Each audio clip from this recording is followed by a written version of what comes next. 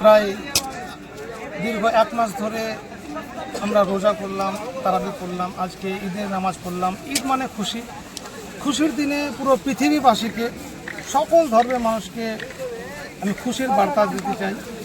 এবং যে সমস্ত জায়গায় মানুষের উপর জুলুম হচ্ছে, অত্যাচার হচ্ছে, সবাই মিলে সে সমস্ত মানুষের পাশে যদি দাঁড়ায় বা সে সমস্ত মানুষকে যদি সাহায্য করা হয়, তাহলে পরে তারা একটু উপকৃত হবে।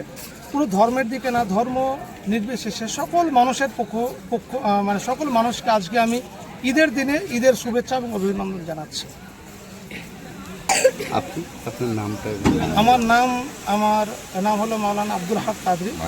আমার বালিঘাটা জুমা মসজিদে আমি পেশ ইমাম। আমার বাড়ি ভগবান। আমি প্রথমেই বালিঘাটার সমস্ত গ্রামবাসীর পক্ষ থেকে সকল শ্রেণীর মানুষকে আমি আজকে ঈদের শুভেচ্ছা বার্তা জানাচ্ছি।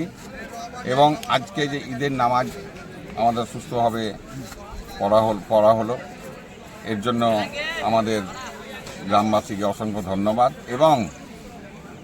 এবং চারি সাইডে যে সমস্ত আজকে অশান্তির বার্তা তৈরি হয়েছে, সেগুলো আমরা আজকে ঈদের দিনে আমরা বলতে চাই যে যেন শান্তির বার্তা বজায় থাকে এবং আজকে খুশির দিন যেন অখুশি না হয়।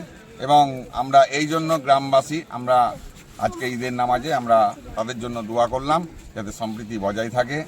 এবং রঘুনাথগঞ্জ থানাতেও যে মিটিংটা হয়েছিল তার জন্য যে বার্তা দিয়েছিলেন আমাদের ইমাম সাহেব আছেন, উনিও সেই বার্তা আজকে আমাদের মধ্যে পৌঁছে দিয়েছেন যাতে ছেলেপিলেগুলো সুস্থভাবে বাইক চালায় এবং মাথায় হেলমেট দেয় এবং যাতে কোনো রকমের কোনো দুর্ঘটনা না ঘটে।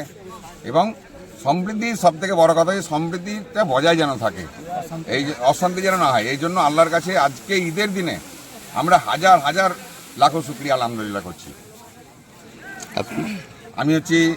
আমার নাম হচ্ছে হাইবুর রহমান, বালিঘাটা জুম্মা মসজিদের সেক্রেটারি।